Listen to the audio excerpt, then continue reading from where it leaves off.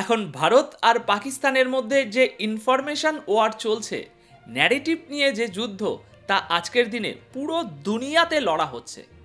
আর এই বিষয়টা নিয়ে সম্প্রতি কথা বলেছেন যুক্তরাষ্ট্রের সাবেক সিআইএ অফিসার, একেবারে লেজেন্ডারি ব্যক্তি জন ক্রিয়াকু। ভারতে এখন তার নাম খবরের শিরোনামে, ডজন ডজন আর্টিকেল বের হয়েছে, আর সবগুলোর হেডলাইনেই প্রায় একই কথা। কিন্তু খবরটা কি? প্রিয় দর্শক, পাকিস্তানের পক্ষ থেকে এই সাবেক সিআইএ অফিসার জন ক্রিয়াকুর কাছে একটি চিঠি পাঠানো হয়। সেই চিঠিতে বলা হয়েছিল যে আপনি কিভাবে বললেন যে ভারত পাকিস্তানের মধ্যে যুদ্ধ হলে ভারত খুব সহজেই পাকিস্তানকে হারিয়ে দেবে। আপনার এ কথার জন্য আপনাকে ক্ষমা চাইতে বলছি।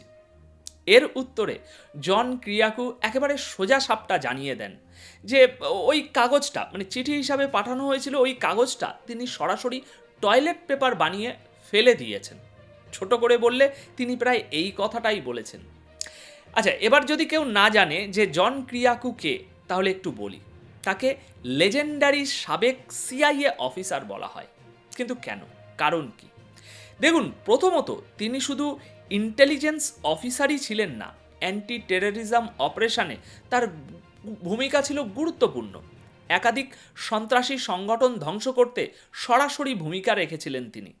তারপর সিআইএ যখন তাদের ইন্টারোগেশন প্রোগ্রামকে অত্যন্ত নির্মম অবস্থায় নিয়ে গিয়েছিল, মানে মানবাধিকার, আইন কানুন সব পাশ কাটিয়ে যাকেই আটক করা হয় তাকেই নির্যাতন শুরু করা হচ্ছিল, তখন জন ক্রিয়াকু এর বিরুদ্ধে আওয়াজ তুলেছিলেন, নিজের সরকারের বিপক্ষে দাঁড়িয়ে কথা বলেছিলেন, আর সেই কারণেই তাকে 30 মাস জেলেও কাটাতে হয়েছে।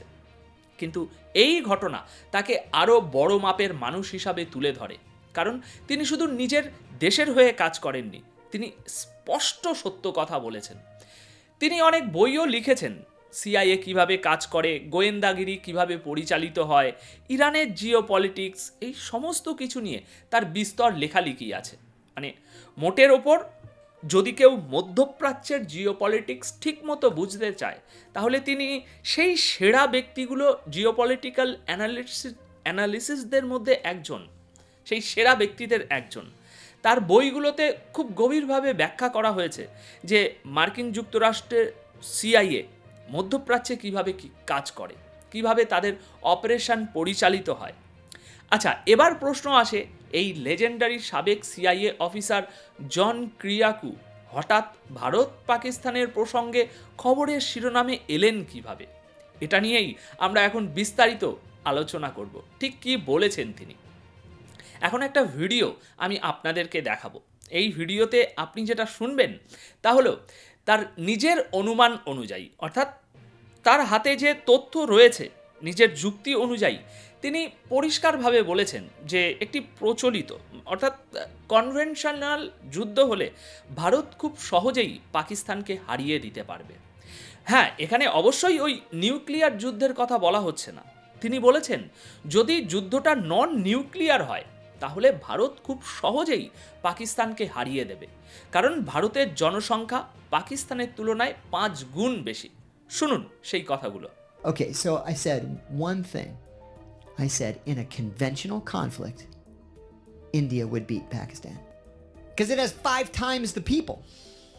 Yeah. এখন এই বিষয়টাকে ঘিরেই পুরো ঝামেলা তৈরি হয়েছে, কারণ তিনি জিও পলিটিক্স দুনিয়ার খুবই নির্ভরযোগ্য এবং সম্মানিত কণ্ঠস্বর। বহু মানুষ তার বিশ্লেষণ শোনেন, গুরুত্ব দেন, আর যেই মাত্র তিনি এই মন্তব্যটি করেছেন, পাকিস্তানের দিক থেকে তার কাছে প্রচুর মৃত্যু হুমকি আসতে শুরু করে। আপনি কিভাবে এমন কথা বললেন? নিজের স্টেটমেন্ট তুলে নিন, ক্ষমা চান। চিঠিতে বলা হয়েছে আপনাকে ক্ষমা চাইতেই হবে, না হলে আপনার বিরুদ্ধে মামলা করে দেব। আর এখান থেকেই বোঝা যায় যে বৈশ্বিক জিওপলিটিক্সের অঙ্গনে কতজন জিওপলিটিক্যাল অ্যানালিস্ট, ডিফেন্স অ্যানালিস্টকে পাকিস্তানের পক্ষ থেকে ঠিক এইভাবেই চাপে ফেলা হয়েছে, যাতে তারা কখনোই ভারত পাকিস্তান যুদ্ধ প্রসঙ্গে পাকিস্তানের বিরুদ্ধে কিছু বলতে না পারে। এবার শুনুন তিনি পরবর্তী কি বলছেন। The death threats. I've lost count of how many death threats I received. So I get a letter from the president of Imran Khan's political party, right? man. Whatever it's called, the Pakistan whatever party.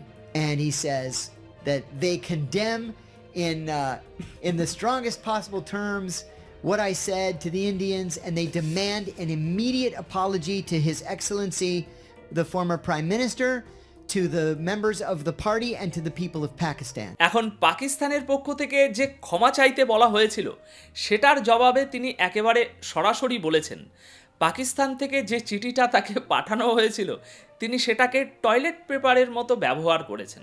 আর এরপর পাকিস্তানের দিক থেকে আর বিশেষ কোনো হুমকি তার কাছে আসেনি। আর মজার ব্যাপার হলো তিনি শুধু এতটাই বলেননি যে ভারত একটি কনভেনশনাল যুদ্ধেই পাকিস্তানকে হারিয়ে দেবে, তিনি পাকিস্তানের নিউক্লিয়ার অস্ত্র নিয়েও অনেক দাবি করেছেন। এমন অনেক দাবি করেছেন যা অনেক জিওপলিটিক্যাল অ্যানালিস্ট আগেই বলেছিলেন। তার দাবি অনুযায়ী 2002 সালের দিকে মার্কিন যুক্তরাষ্ট্র বিশেষ করে পেন্টাগনের মাধ্যমে পাকিস্তানের নিউক্লিয়ার অস্ত্রের উপর প্রভাব বিস্তার করেছিল আমেরিকা।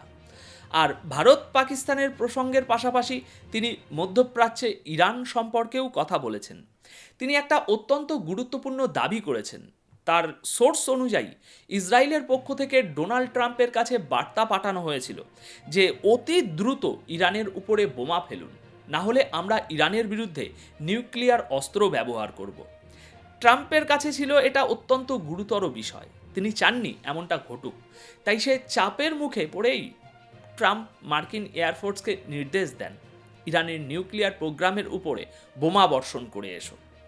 এখন গুরুত্বপূর্ণ বিষয় হলো, দেখুন যদি এই সব কথা কোনো এলোমেলো সিআইএ অফিসার বলতেন হয়তো গুরুত্বটা কম পেত, কিন্তু জন ক্রিয়াকুর ব্যাপারটা আলাদা।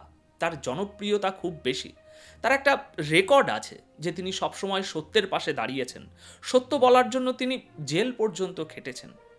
এবং এখন নিশ্চয়ই বুঝতে পারছেন কেন জন ক্রিয়াকু আজ এত বেশি খবরের কেন্দ্রে আছেন, কেন তার উপর ডজন ডজন আর্টিকেল প্রকাশিত হচ্ছে।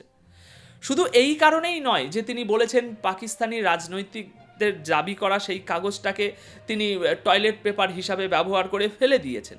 বিষয়টা শুধু এটুকুই নয়, মূল বিষয় হলো ন্যারেটিভ ওয়ারফেয়ার বা ইনফরমেশন ওয়ারফেয়ারের দুনিয়ায় পাকিস্তান ঠিক কতদূর পর্যন্ত পৌঁছায়, কিভাবে তারা জিওপলিটিক্যাল অ্যানালিসিস্ট আর ডিফেন্স বিশেষজ্ঞদের হুমকি দেয়, এটাই আসল উদ্বেগের বিষয়। মানে আপনি ভাবতে পারছেন ভারতের পক্ষ থেকে যদি রাফেল ইস্যু কিংবা অপারেশন সিন্দুরের মতো কোনো বিষয়ে নিউ ইয়র্ক টাইমস বা ওয়াশিংটন পোস্টে ইতিবাচক কিছু লিখতে চান, কতভাবে পাকিস্তানের দিক থেকে তাকে হুমকি দেওয়া হতে পারে। এবং এখানেই ভারতের ভাবতে হবে পাকিস্তানের বিরুদ্ধে এই ন্যারেটিভ ওয়ারে ভারত কিভাবে দাঁড়াবে, কারণ ন্যারেটিভ ওয়ারফেয়ার ভারতের জন্য আজ অত্যন্ত জরুরি হয়ে উঠেছে। আমার মনে হয় আগামী সময়ে আপনি আরও অনেক মার্কিন ও ইউরোপীয় ডিফেন্স এক্সপার্টকে সামনে আসতে দেখবেন। তারা হয়তো বলবেন আমাদেরও পাকিস্তানের পক্ষ থেকে অনেক মৃত্যু হুমকি এসেছে। এখন শেষ করার আগে দর্শক, এই স্টোরিটি শোনার পর আপনাদের কি রায়, আপনারা কি বলতে চান, আপনাদের মন্তব্য অবশ্যই কমেন্ট বক্সে জানাবেন। ধন্যবাদ আপনাদের সকলকে।